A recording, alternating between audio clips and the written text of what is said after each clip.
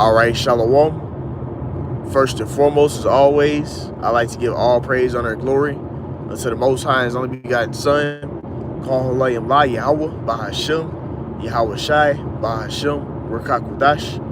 All right, double honors unto the apostles and elders, great millstone, who root and teach well, Wabarakathum, unto the hopeful elect. All right, today through the Spirit, I'm going to a video entitled Wolves in Sheep Clothing, right?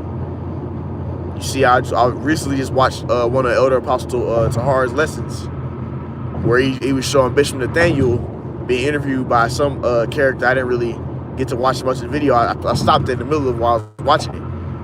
But ultimately, he was over there basically throwing GMS under the bus, like they always do.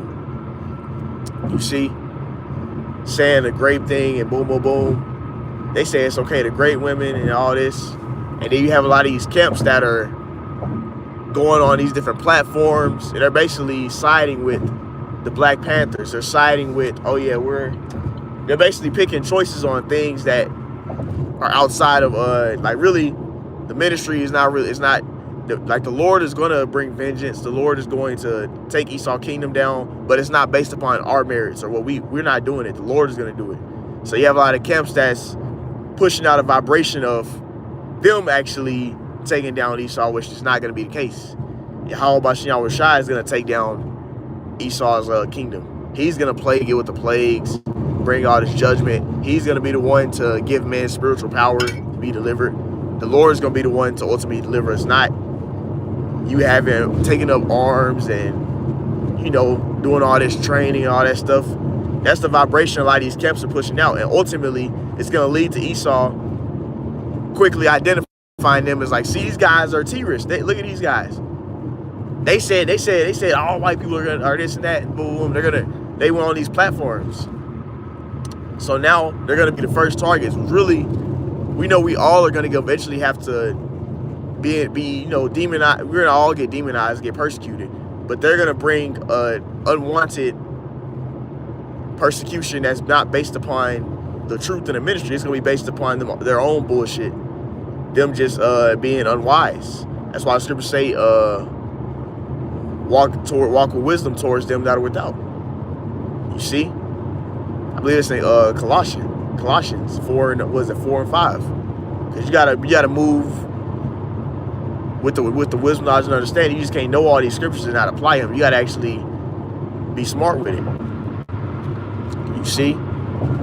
Because like ultimately they're gonna get placed in a situation where you trying to trust in your own merit to deliver you instead of the Lord.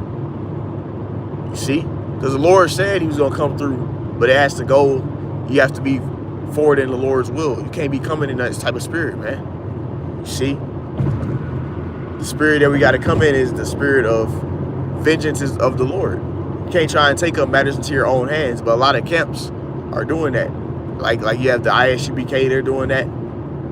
You see? Sakari was in a spirit like that. All right, that's how the ancient Sakari were. They were trying to take down the Romans, but that wasn't what they were there to do. That wasn't the Lord's will for the Romans to be taken down by the Sakari. Man, you need to go into research on them. They was carrying daggers. They was like rebels.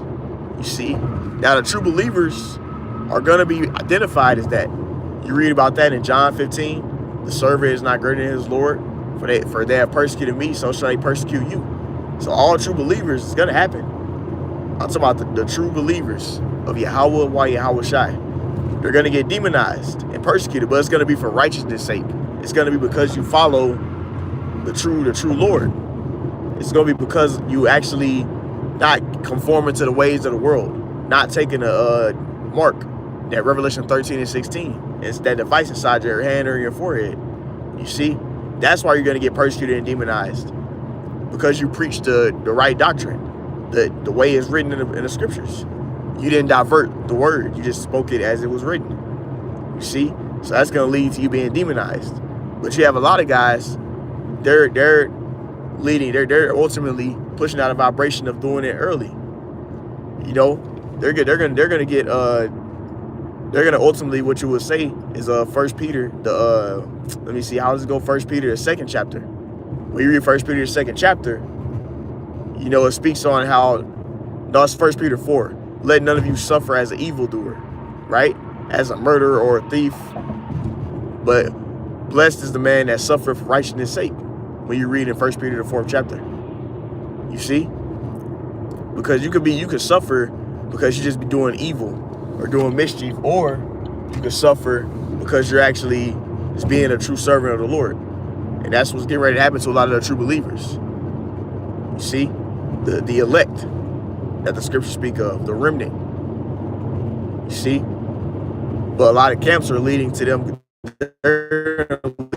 getting that persecution and going through that too early, where it's not even in the time yet. You see? That's why I named this lesson, this quick little ride along, wolves in sheep clothing. You see? Because that's what the scripture says. It says, beware of false prophets. A prophet is supposed to be a seer. All right? They're supposed to tell you what the Lord is getting ready to do. So really, a lot of people go to church where your pastor is supposed to teach you about the prophecies. That's what preach means. It means to publish or proclaim, right? You go into the word preach, it means to publish or proclaim. You're supposed to publish and proclaim what the Lord is doing, man. All right? That's what a preacher is ultimately supposed to be. What a prophet was supposed. That's what a prophet was. What a preacher does now. But a lot of these preachers are leading you the wrong way. They're not telling you what the Revelation 13 and 16 is, man. No, most people who go to church don't even know what the mark of the beast is. They don't know what the Revelation 13 and 16 is.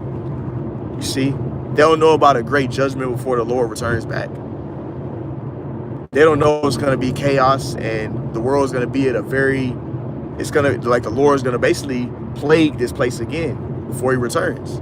People don't know that, right? Because they have false teachers.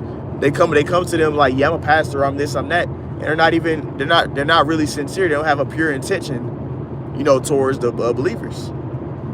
You see? You have a lot of teachers that's like that. Well, mainly that's how the Christian church is a lot of times. Really all the time. They all got that 501c3 government charter, which, if you're somebody that looks into stuff and you study, you'll know what that is.